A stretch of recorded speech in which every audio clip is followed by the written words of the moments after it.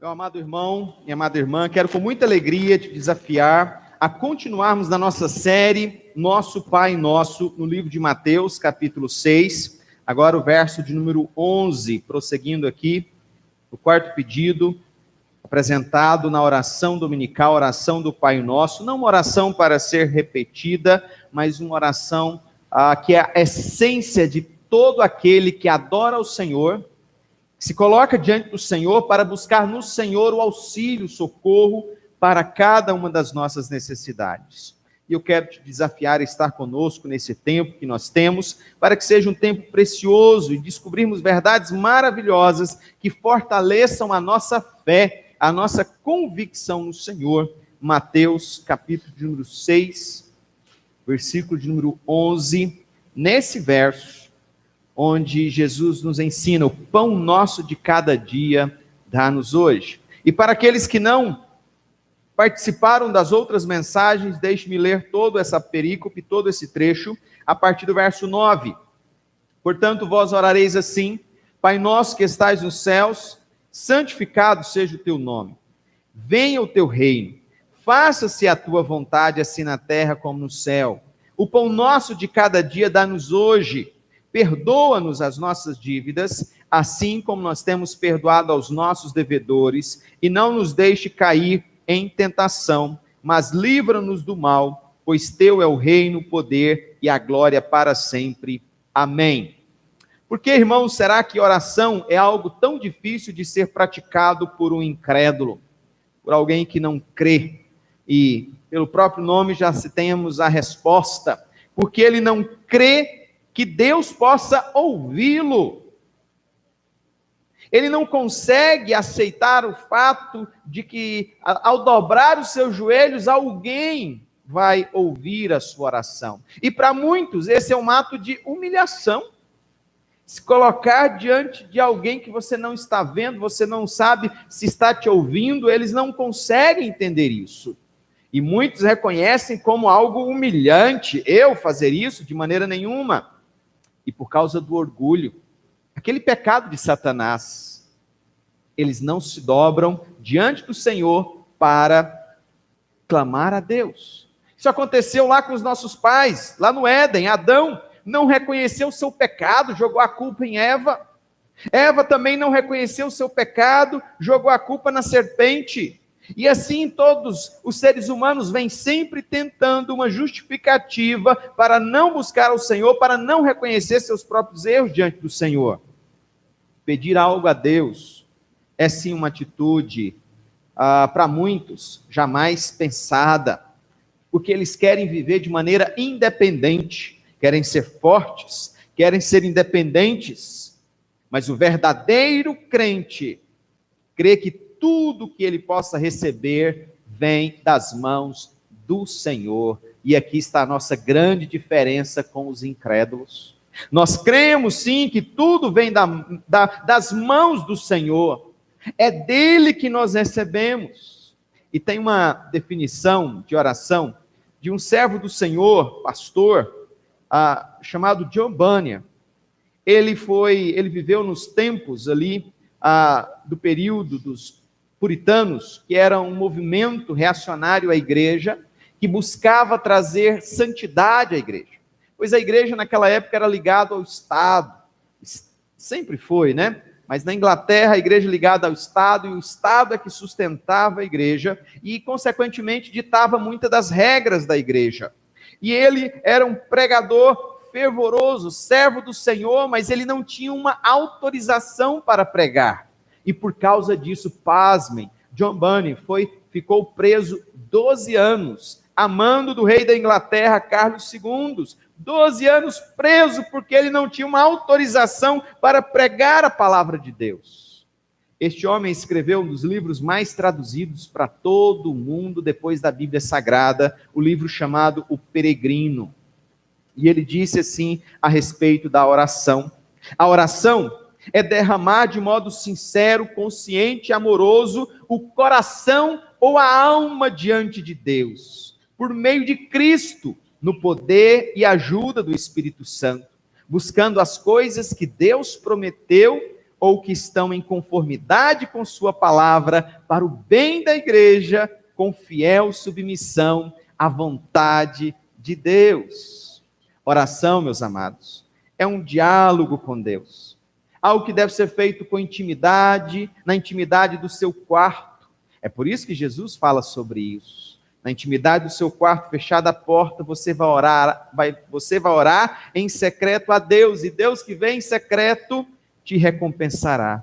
É uma conversa na qual nós devemos ansiar para termos com o Senhor. E aqui, quando ele vai ensinar sobre o conteúdo desta pregação, ele quer nos dizer que nós sim devemos orar pedindo o pão de cada dia. Por isso, o tema da nossa mensagem é o pão nosso de cada dia. E 4 verdades nós conseguimos retirar dessa declaração.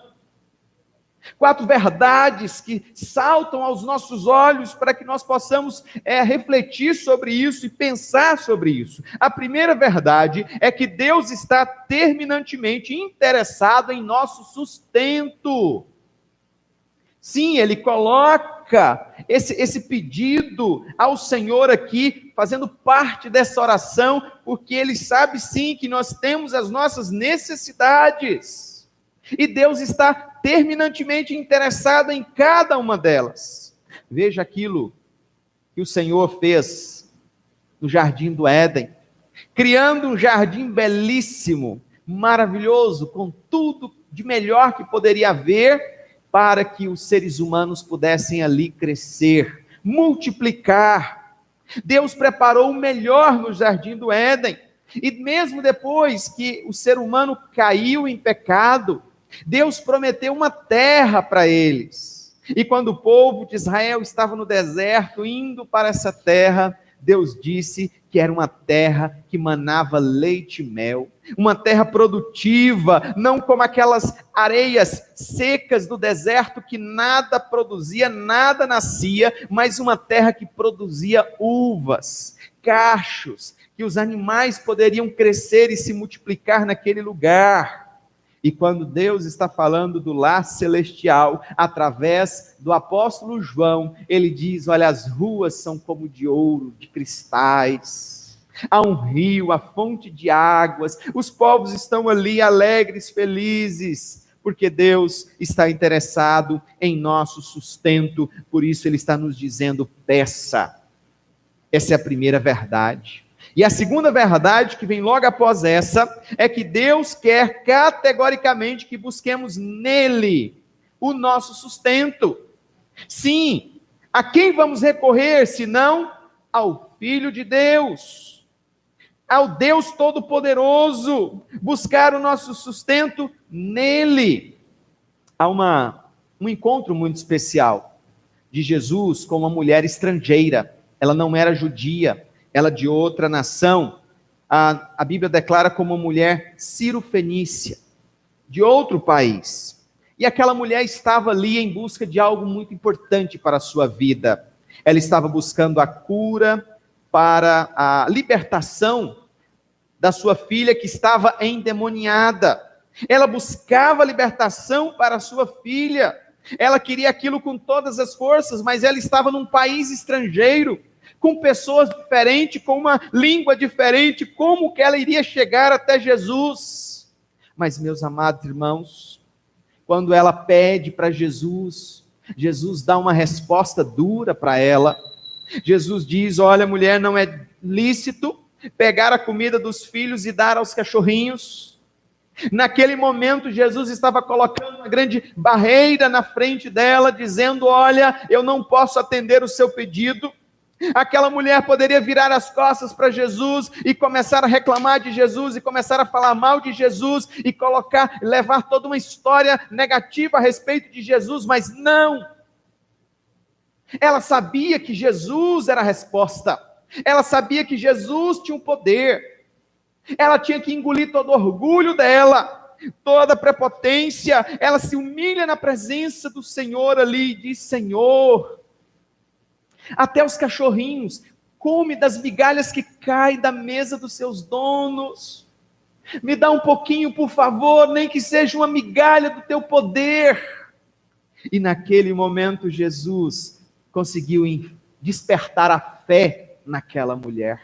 Era esse o propósito dele.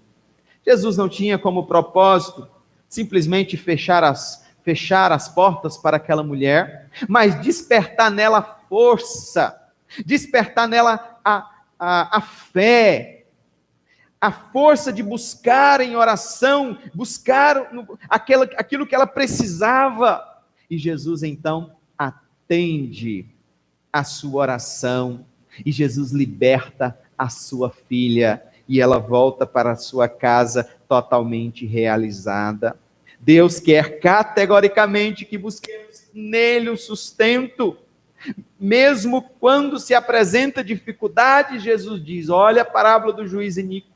Seja como aquela viúva que bate, que fala, que pede, mas peça a Deus. Deus quer te abençoar. Deus quer te libertar. Deus quer que você recorra a Ele verdadeiramente. É isso que Ele está dizendo. E Ele vai transformar a sua vida, como transformou da mulher Ciro-fenícia, e também um outro grande exemplo mostrado por Lucas no capítulo 5, o filho pródigo.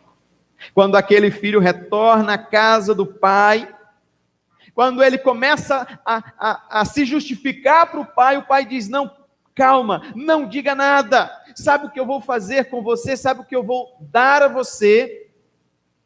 Eu vou dar a você o que você precisa, vou dar um anel para você, eu vou dar uma roupa nova para você, eu vou dar sandálias para você. E ele deu também um grande banquete. Inicia de novo aí, consegue não? Do YouTube está ao vivo ainda? Está funcionando, né? Calma aí, deixa eu... Só um minutinho, irmãos, que a gente vai colocar no Facebook para aqueles que não estão prestando atenção.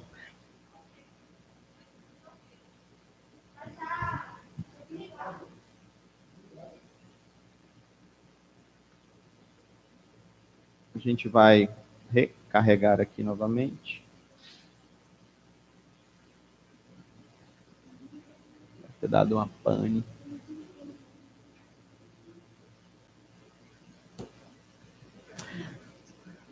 O quanto Jesus ama, irmãos. A parábola do filho pródigo, mostrado aqui por Jesus, contado por Jesus, refere-se este amor maravilhoso de Deus recebendo o pecador, dando a ele um verdadeiro banquete, algo maravilhoso. Deus quer que nós busquemos nele o sustento para a nossa vida, é isso.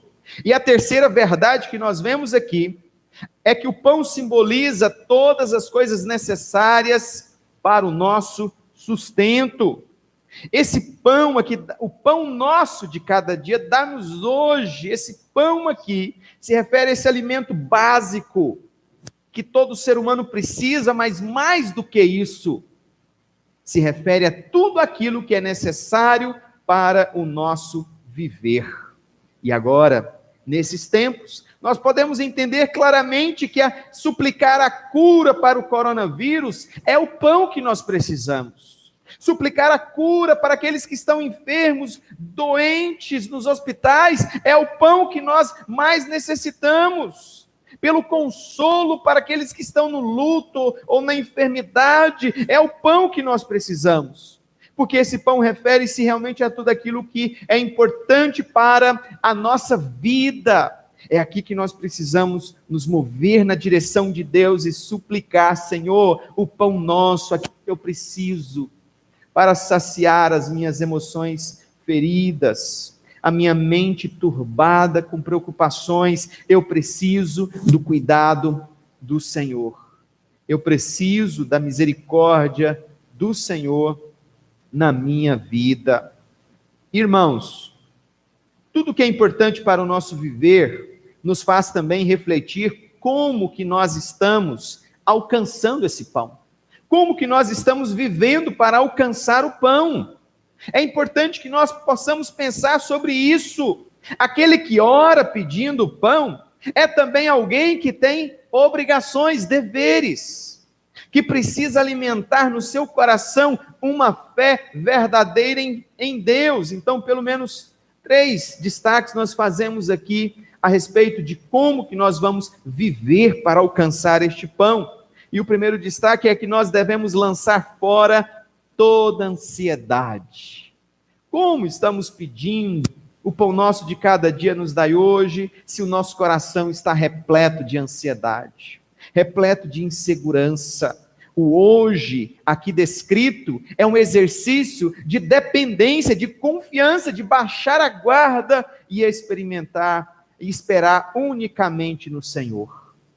Nesses tempos difíceis de pandemia, quantos relatos nós já ouvimos de pessoas que chegaram a dizer, olha, chegou um momento que faltava-me tanto ar, que naquele momento eu fiz uma oração sincera para Deus e disse, Senhor, a medicina não consegue fazer nada por mim, só o Senhor para me ajudar. Naquele momento a pessoa estava totalmente quebrantada, sem conseguir esperar em mais nada humano, agora só o Senhor, só Deus poderia abençoá-lo naquele momento, e foi o momento da vitória, a virada, onde veio a cura, onde veio o sustento do Senhor. O hoje é um dia muito importante. Pena que só entendemos a grandeza do hoje quando nós não temos mais o amanhã. Portanto, na nossa vida nós precisamos lançar fora toda ansiedade, como nós lemos no capítulo 6, aqui verso 25, que Jesus esteja nos purificando de toda ansiedade e nos trazendo o fortalecimento que vem do Senhor. Mas um outro destaque que nós podemos fazer neste momento, irmãos, é que nós devemos lançar fora a insensatez da vida. Lançar fora certas atitudes que só prejudicam, que impedem que nós venhamos realmente a alcançar o sustento do Senhor. Veja alguns exemplos, como Ló, quando Abraão chegou para ele e diz, olha Ló, não dá mais para vivermos juntos, seus funcionários estão brigando com os meus funcionários, faz o seguinte, você escolhe para onde quer ir. E aparentemente, irmãos, Ló não orou ao Senhor, não buscou a direção do Senhor, mas ele olhou e viu os melhores campos, as melhores planícies e diz, eu quero ficar ali. E aquele lugar que aparentemente era maravilhoso e lindo, foi a sepultura da sua esposa, e ali ele perdeu tudo, casa, animais, todo tipo de coisa que ele poderia. Ele saiu dali arrastado pelos anjos, só ele e as suas 2 filhas, a sua esposa virou uma estátua de sal. Abraão mesmo, quando estava na terra prometida, estava num período de seca, e ele resolveu ir para o Egito, e lá ele combinou com a sua esposa, olha, se alguém perguntar, eu sou seu irmão, tá? Ele não estava de todo mentindo, porque eram realmente meio irmãos ali, mas o fato é que o rei daquele lugar pegou a esposa de Abraão por esposa. E Deus chegou para o rei e diz, o que você está fazendo? Ela tem marido, entrega ela urgente para o seu esposo, senão eu vou destruir o seu reino. Abraão, por uma atitude impensada, sem confiança, sem orar ao Senhor, quase destruiu uma nação por conta da sua atitude. O que dizer de Lameque, quando num período de muita fome, ele fugiu para Moabe com a sua esposa Noemi, mas parece que ele não orou, parece que ele não buscou a direção do Senhor, porque ali ele perdeu a sua vida e a vida dos seus 2 filhos, obrigando a sua esposa a voltar viúva, sem filhos, de uma terra estrangeira, apenas com uma jovem moça chamada Ruth. Amados, o que dizer de Davi, que resolveu fazer o censo de Israel, mesmo que os soldados dissessem, Davi, não faça isso, Davi, não tente violar os preceitos do Senhor, e por causa da desobediência de Davi, 70.000 pessoas morreram em 3 dias. O que dizer do profeta Jonas? Jonas não orou, para buscar a direção do Senhor, pelo contrário, tentou fugir da presença do Senhor. Uma tirada. Quantos erraram por não orar, por não buscar a direção do Senhor, por não buscar realmente a vontade do Senhor nas suas vidas. Quantos erram por não serem bons administradores daquilo que Deus deu para eles. E por isso esse é o terceiro destaque que eu faço. É necessário ser um bom administrador das coisas que você tem, do pão que você tem, porque se o pão é pouco, você precisa lutar para administrar com o pouco que você tem.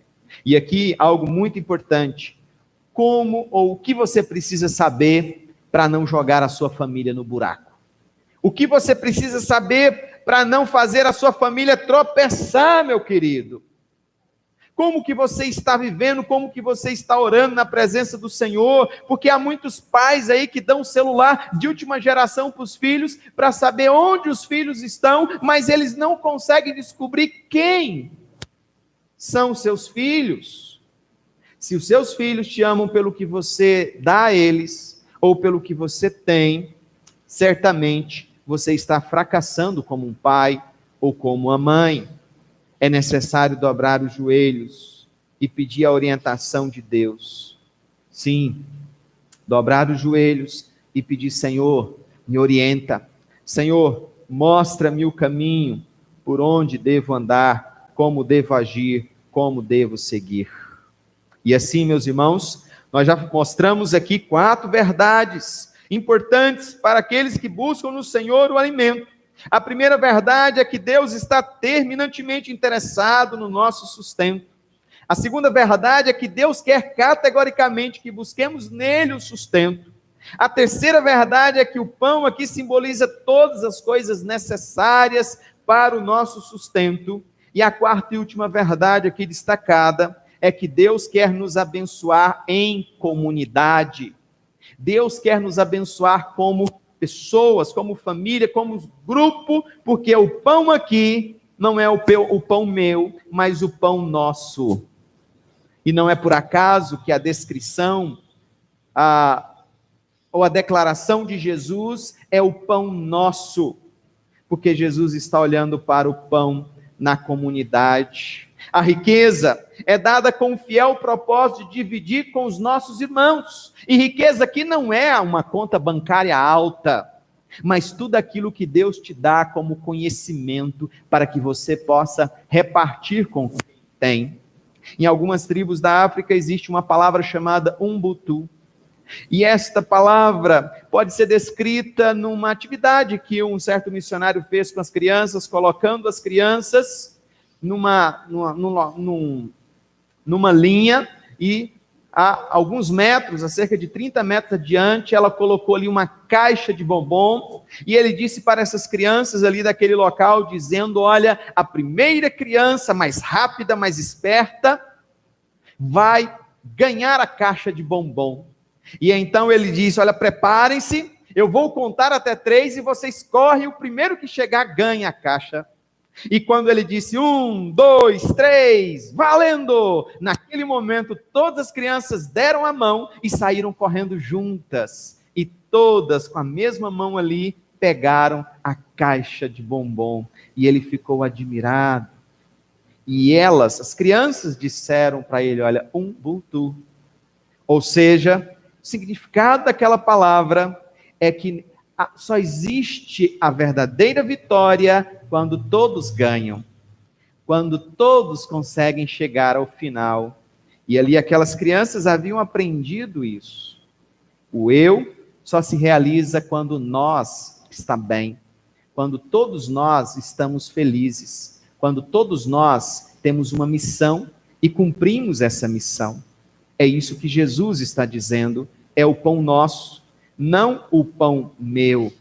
Seu celular, por mais que seja seu, mas ele pode ser usado como fonte geradora de riqueza para as pessoas. Compartilhe com alguém uma bênção, uma oferta de emprego, um curso importante, uma grande oportunidade para essa pessoa.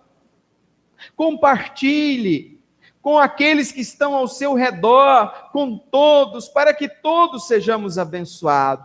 para que a nossa família seja abençoada, para que a igreja seja abençoada, para que a sociedade seja abençoada. E digo mais, que uma família, onde ali o café da manhã, onde o lanche da tarde é apenas farinha com açúcar para eles comerem, necessita muito mais do que só alimento da cesta básica. Eles precisam de conversa, de diálogo, de presença, de alguém que possa orar com eles, de alguém que possa conversar com aquela família e mostrar para as crianças daquela família e dizer: olha, eu me importo com vocês, eu me solidarizo com a situação na qual vocês estão vivendo aqui, onde nós possamos demonstrar amor e empatia ao ser humano sofredor. E nunca antes nós devemos demonstrar tanto sentimento como nos nossos dias, onde estamos diante de uma crise de saúde pública, pessoas morrendo aos milhares no Brasil inteiro, pessoas ficando cada vez mais pobres, o pobre cada vez mais pobre, com mais dificuldade de acesso a uma alimentação básica para a sua vida, sofrendo. Nós precisamos olhar com amor e empatia para estas pessoas e lembrar que o pão é nosso, é para repartirmos. Se Deus está nos dando, é para aprendermos a repartir. Toda riqueza produzida ou toda riqueza dada por Deus a nós é para gerar divisão nas outras pessoas. É para que nós possamos repartir um pouco e dar com aqueles que estão ao nosso redor, a começar no nosso próprio lar, na nossa própria família, com os nossos próprios irmãos na fé, e ampliando isso para além, para aqueles que moram na cidade, na nossa cidade, por que não dizer fora da nossa cidade também, à medida que o Senhor nos dá, nós precisamos repartir. Portanto, irmãos, nós queremos concluir essa mensagem, após termos visto pelo menos essas 4 verdades importantes, 6 aplicações nós trazemos para o seu coração nessa noite tão especial. Todas as vezes que você ler o pão nosso de cada dia, dá-nos hoje, pense nisso, reflita sobre isso, sobre aquilo que dissemos e sobre essas aplicações que nós podemos trazer ao nosso coração aqui nesse instante. A primeira delas é que nós devemos aprender a orar a oração do bom samaritano. Senhor, ajuda-me a ajudar este homem. Quando Jesus conta essa história no livro de Lucas, capítulo 10, ele mostra 2 homens religiosos. E talvez o pensamento daqueles homens religiosos era: a minha comunidade com 99 pessoas é mais importante do que esta pessoa que aqui está caída do lado. Mas quando passou um samaritano, aquele samaritano olhou com misericórdia para aquele homem e percebeu que ele deveria ajudá-lo. E ali naquele momento, certamente ele fez essa oração: Senhor, ajuda-me a ajudar este homem. Ele não tinha tanto é que deu apenas 2 moedas ali, 2 denários para o homem da hospedaria, dizendo: olha, eu me responsabilizo, eu quero poder tratar dele, mas o que eu tenho é isso agora para você. Mas aquele bom samaritano estava fazendo essa oração: Senhor, ajuda-me a ajudar este homem. E então nós vamos perceber, irmãos, que qualquer religião sem misericórdia é mera hipocrisia. Mera hipocrisia. Segunda aplicação para os nossos corações é que nós não podemos ter o coração duro ao ponto de perder de vista a dimensão comunitária do sustento de Deus. Ele quer nos abençoar como filhos, e nossa oração precisa ser de fato comunitária e não individualista. Quantas pessoas hoje em dia estão pensando apenas em si mesmo, apenas na sua própria empresa, sem pensar na empresa do outro, apenas no seu próprio trabalho, no seu próprio emprego, sem pensar no emprego do outro, apenas pensando no seu próprio jeito de resolver a sua situação, sem ajudar aquele que está próximo dele. Quantas orações individualistas têm sido feitas, mas Jesus está nos corrigindo. o pão é nosso. Nós precisamos pensar comunitariamente como que nós podemos ter a tal ponto de poder repartir com aqueles que precisam. Pensemos seriamente sobre isso. A terceira aplicação é que hoje, por exemplo, nossa maior necessidade é pedir a bênção de Deus sobre as vacinas que estão sendo aplicadas, para que elas sejam bênção na vida dessas pessoas, e venha salvar vidas, e venha recuperar empregos, e venha nos dar uma grande lição. Hoje é momento, irmãos, hoje nós vamos levantar esse clamor ao Senhor. Deus abençoe essas vacinas. Já foram cerca de 14 milhões de pessoas vacinadas, e se Deus permitir, o mês de abril, mais 30 milhões, chegando aí a 25% da população brasileira, nós teremos aí praticamente todas das pessoas do grupo de risco já vacinadas, e se Deus quiser, no dia 15 de maio, talvez nós nem venhamos a mais nos lembrar da tristeza dessa pandemia, do número de mortes que havia dias atrás. Oremos com fé, para que estas vacinas, cada uma delas, venha produzir a cura tão esperada para cada pessoa, no nome de Jesus. Amados irmãos, a quarta aplicação é que nós vamos orar para Deus nos livrar da ansiedade, do medo e dessa tensão interminável. Vivemos dias difíceis, porque está tudo fora de controle, a gente não consegue planejar mais nada há um ano. Como que as coisas estão difíceis, e nós apenas confiamos que amanhã será melhor. E muitos estão naufragando. Nós precisamos orar por eles, para que eles possam ter esperança e olhar para Deus. E Deus venha trazer coragem para enfrentar a ansiedade. Deus venha trazer fé para tirar o medo. E Deus venha dar o descanso para aqueles que estão angustiados, cansados, numa luta frenética, numa tensão interminável, que eles consigam descansar, para que o dia seguinte seja um dia ainda melhor, no nome de Jesus. A nossa quinta aplicação é que depois disso nós vamos pedir para Deus nos livrar do comunismo, da depravação moral da nossa sociedade, dos estupros, dos abortos, dos assassinatos, da corrupção. Tudo isso degenera a nossa nação, prejudica-nos em todas as esferas, em todos os lugares, e nós precisamos continuar clamando ao Senhor. Deus nos livra desse mal. E nós vamos orar, na sexta e última aplicação, por cidadãos justos e bons, que Deus levante pessoas corajosas a ponto de dizer não para as propinas, e serem verdadeiros exemplos de masculinidade e feminilidade, homens e mulheres santos, honestos, se não crentes todos, mas honrados, de uma moral ilibada, de uma história consagrada. Nós possamos ver os seres humanos, os brasileiros, os nossos amigos, familiares, pessoas que se levantam para fazer aquilo que é bom, para cuidar uns dos outros, para ser a resposta de orações daqueles que estão mais cansados e sobrecarregados, para serem eles mesmos o pão para aqueles que estão famintos.